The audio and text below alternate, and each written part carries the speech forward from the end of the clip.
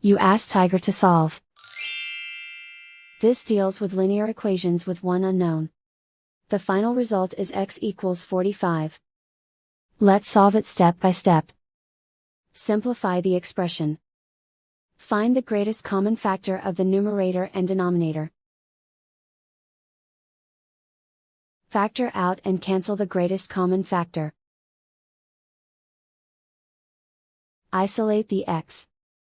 Multiply both sides by 54. Group like terms.